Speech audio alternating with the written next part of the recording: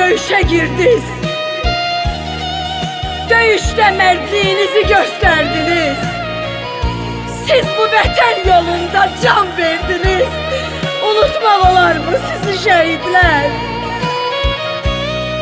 Sizler için kan ağladı gözler.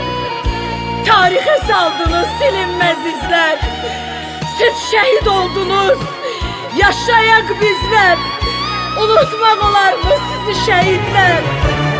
Unutmaq olar mı?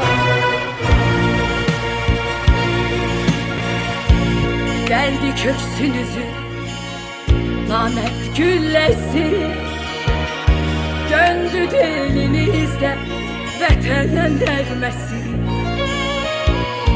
Dindi anaların ahı naləsi, akan gözlerimin yaşlı şehitlərə.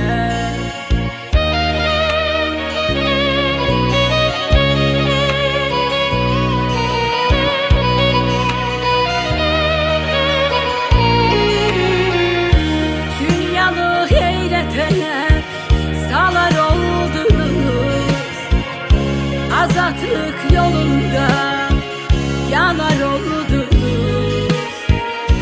Köçüb ürəklərin